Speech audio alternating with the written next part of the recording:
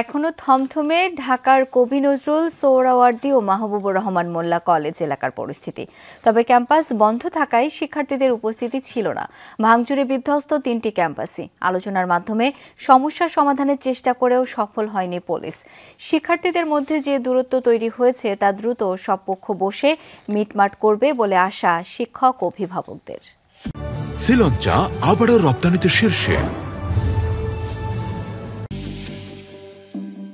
রবিবার বেলা 1:30 লাঠিসোঁটা নিয়ে গেট ভেঙে শহীদ সোহরাওয়ার্দী কলেজে ঢোকে মাহবুবুর রহমান মোল্লা কলেজ সহ বেশ কয়েকটি কলেজের ছাত্ররা। একই সময়ে ওই পক্ষ ঢোকে কবি নজরুল কলেজেও।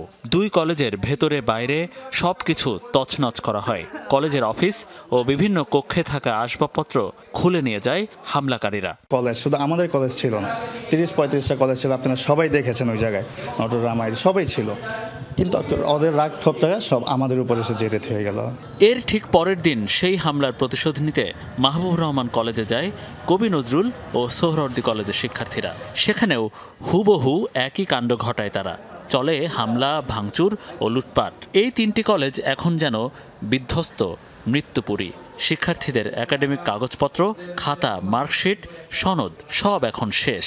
কোনো একটা রুমের গ্লাস আসতো নাই, কোনো একটা রুমের ফ্যান আসতো নাই। আমাদের 3000+ ফ্যান, 350+ সিসি ক্যামেরা, একটা সিসি ক্যামেরাও নাই। আমাদের হার্ড ডিস্ক সব কিছু ধ্বংস করে দিয়ে গেছে। 3 কলেজই বন্ধ ঘোষণা করেছে কর্তৃপক্ষ। মুখোমুখি অবস্থান থেকে সরে এলেও ক্যাম্পাস এলাকা এখনও থমথমে। সবখানে মোতায়েন রয়েছে পর্যাপ্ত পুলিশ।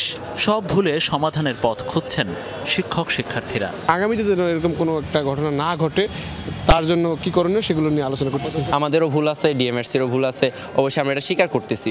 সো আমরা চাইতেছি আমরা এখানে এগুলো যাতে আর কিছুই না হয়। আমরা সমাধান করতে চেয়েছি। আমরা 3 সদস্য কমিটি গঠন করেছি এবং ওই প্রিন্সিপালের সাথে আমাদের গতকাল বসা ছিল। আমরা বলেছি যে ক্ষতিপূরণ যদি হলে সেই ক্ষতিপূরণ আমরা দিয়ে দিব। তবে এ নিয়ে কবি নজরুল ও সোহরাওয়ার্দী কলেজ কর্তৃপক্ষের বক্তব্য পাওয়া যায়নি। এদিকে পুরান ঢাকার 2 কলেজে হামলার ঘটনায় সূত্রাপুর থানায় মামলা হয়েছে। ড্যামরায় হামলার ঘটনায়ও যাত্রাবাড়ি থানায় মামলার প্রক্রিয়া চলছে। যান চলাচলে কোনো বিঘ্ন না ঘটে, পাশাপাশি আইন শৃঙ্খলা পরিস্থিতির অবনতি যাতে না হয়, এই কারণে আমরা এখানে আমাদের 2 প্লাটুন ফোর্স আছে। সংঘর্ষের ঘটনায় সব পক্ষকে ধৈর্য ধরার কথা বলেছেন স্বরাষ্ট্র উপদেষ্টা। বলেন, শিক্ষার্থীদের প্রতি কঠোর হতে চায় না সরকার। 2 কলেজের প্রতিনিধিরা নিজের আলাপ করে নিতে পারে। 2 কলেজের শিক্ষকরা রয়ে গেছে, তারাও কিন্তু আলাপ করে এই সমস্যাটা সমাধান করতে পারে। আমরা তো চাচ্ছি না কোনো অবস্থায় আমার ছাত্র ভাইয়ের উপরে কোনো ধরনের লেথাল ওয়েপন ইউজ করব। আমরা চাচ্ছি যে আলোচনার মাধ্যমে যদি সমস্যাটা সমাধান হয়। এদিকে সব কলেজ কর্তৃপক্ষকে এক টেবিলে বসাতে জোর চেষ্টা চালাচ্ছে পুলিশ। তবে একটি কলেজ এখনো পুলিশের আহ্বানে সাড়া না দেয় আলোচনা এগোচ্ছে না। শিক্ষার্থীদের বিরোধপূর্ণ সম্পর্ক নিয়ে শিক্ষা মন্ত্রণালয়ের হস্তক্ষেপ চান অভিভাবকরা। মনিরুল ইসলাম, যমুনা নিউজ, ঢাকা।